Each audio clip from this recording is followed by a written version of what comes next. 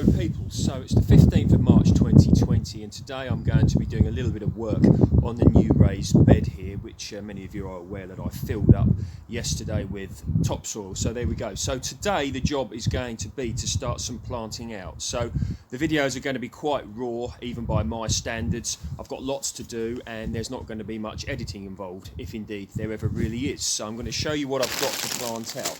So the first things I've got are some of these King Edward main crop potatoes. Now it's a little bit early, okay, to start putting in main crop potatoes, but I'm not going to say anything on this, but I'm going to put some in anyway.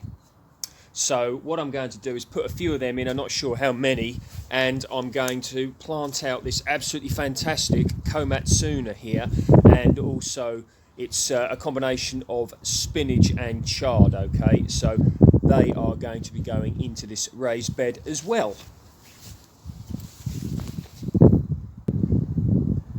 Right, so I've got some other things to go in. So we've discussed the Komatsuna, spinach and the chard.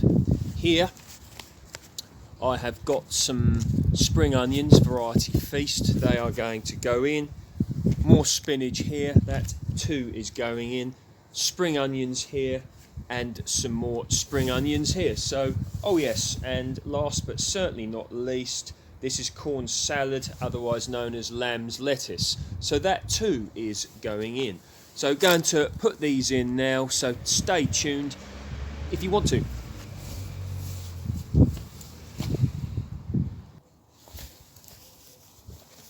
So what I'm going to do is 2 rows of spuds down here, okay, and variety King Edward.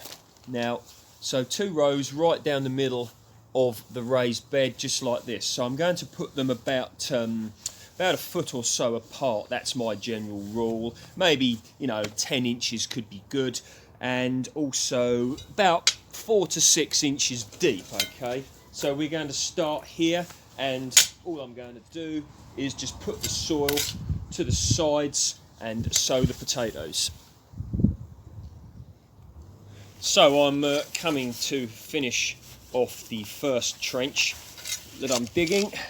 So quite happy with how that's turned out. One good thing, the fact that this I only put this topsoil in yesterday, it's incredibly easy to spade. So that's just fantastic, isn't it? So we're going to start, in fact no we're not, what we're going to do is plant out some of the tatties into the trench. Okay, so we're in the trench here with Dan's excellent camera work, and so I haven't bothered chitting these. Honestly speaking, I don't really chit potatoes, to be honest. I know a lot of people believe strongly in it, and that's fine, but I personally don't. So I'm going to put them starting about 8 inches from the end of the raised bed, and then I'm going to go about a foot or so apart, something like that. So I'm looking at these, and the shoots are there. So what you do is you put the shoots up above, pointing up rather. Now, the general idea about chitting them is by doing that, it can get them off to a better start. But I'm not going to do it. I want them in the ground. So they're going to grow like this. Straight in there like that. Right, so the spuds are in, 1, 2, 3, 4, there's 7 there, and just for luck I'm going to put an 8th one in there. I'm just going to move that a little bit. So there we go, so 8 seed potatoes, variety King Edward. See, this is why you leave gaps behind your raised beds when you build them, so that you can, so it makes working in them much easier, you see, other than having to lean over and be in an awkward position. So this is the second trench now for the King Edwards to go in. So we're going to have another row of King Edwards So 16 King Edward spuds, and they should surface probably in about 6 weeks or so, which will mean there is still going to be risk of frost. So what you do, you all know this anyway, is you earth them up. I think the traditional term was bulk them up, I think, but earth them up will do. And so you get the idea of what I've done. Look, just another trench like that, see? And the tatties are going to go in there. So here we are so far of the new raised bed. You may remember the broad beans I dug up yesterday from the old raised bed before I moved the topsoil. So there they are, watered them in last night, looking quite good. In here, 2 rows now of King Edward potatoes. I'll put my markers up and I'll just write later on with a permanent marker what I put in there. It's unlikely I will forget, but just in case I do, the tags will be there. So next up to go in are these beautiful, lovely, cold tolerant green vegetables. Cold tolerant, very important at this time of year for the UK garden and of course other gardens of similar climates. Frost resistant. Okay, so I just got these spring onions out of this cell tray, and these are variety Feast. So you can see good root structures on there, and there we go. Now, I like to have plants on standby in order so that I can just plant them out when the time comes. And I often think about the ice cream van in the background, but I also often think about when the right time comes and I get some time, I've then got a crop in waiting, if you will. So spring onions all put in there like that, and they should, all being well, excuse me, grow away. Now it would be ideal if I separated them a little bit more so that one can so they've got more room for spreading roots, but I'm not going to do that because I've got other things to do. Now here I have another variety of spring onion, and this is variety Red Beard. And what I'm going to do with Red Beard is put them in next to Feast.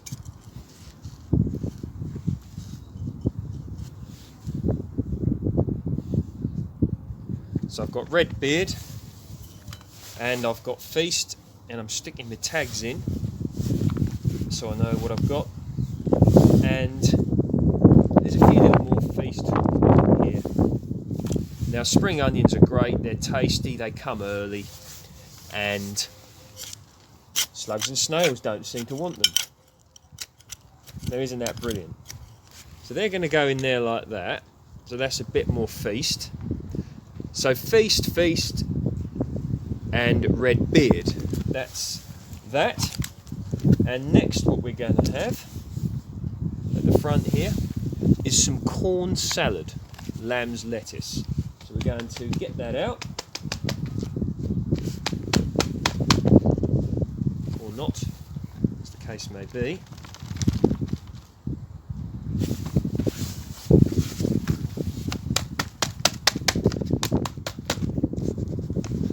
Shows you how good the root structure is though, doesn't it? There you go. So here you go, corn salad, lamb's lettuce, and a couple of spring onions in there. So that is going to go in here. Now I'm going to be applying some organic fertiliser to all of this later on, in case some of you are wondering. I'm going to water them in shortly after I've finished making this video, probably fertilise them at the same time as well. So that's going to go in there.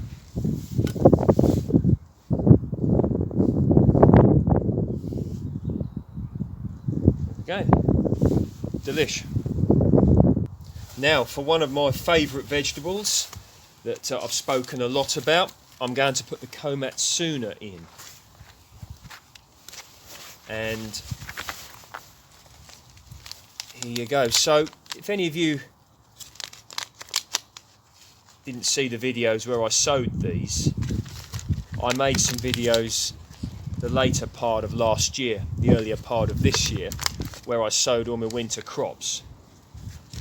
So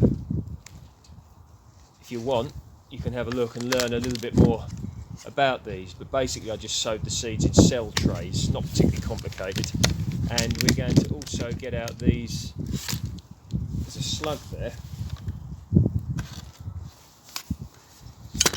we're also going to get out this spinach stroke chard and put it on here.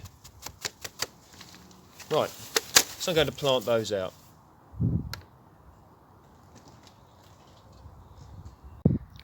So there you go. For the moment, it's finished. Now, I've watered everything in, and there's some organic fertiliser on there as well. So you've seen the Aqua Dulce Claudia broad beans already. Now, so rows of potatoes, okay? So King Edward's 2 rows of down there, and King Edward's 2 rows across down here. You've seen the spring onions, Feast and Red Beard. And the corn salad, otherwise known as lamb's lettuce. I think this is, yes, this is variety Coquelle de Louvière, that's what it is. And komatsuna here. And one bit of komatsuna under there, but under here I've got my seedlings of kale and kale at the back here, spinach and chard. Okay, I put these over for a bit of protection from the birds at this early stage. So as I stated, everything in here is frost and cold resistant here in the UK, so if you plant out what I've planted out here now, you will be safe. Now, I was asked a question with regards to waterlogging of soil.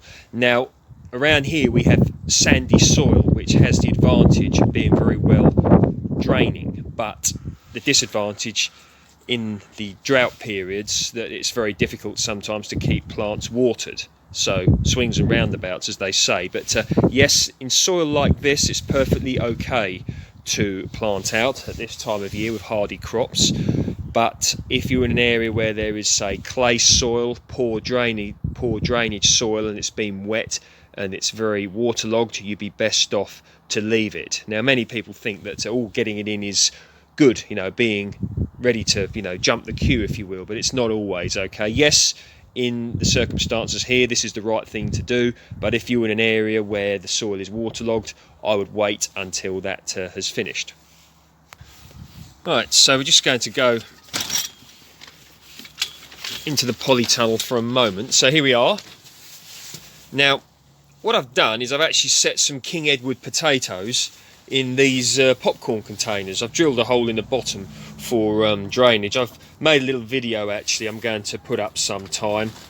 But yeah, just a little giggle, to be honest, you know, keep things as light-hearted as as they can possibly be at the moment. But yeah, so growing some popcorn in these containers, growing some potatoes in these popcorn containers. So there you go. If you like my work, please feel free to like, share, subscribe. Any comments, questions, whatevers, please feel free to post below. You can check me out on Dan_Home_Gardens on Instagram if you are interested. And yeah, sow some stuff, get going, get growing, get going, even if it's just a couple of seed potatoes in some popcorn containers, okay? Thanks for viewing the video. I appreciate you all. See you next time.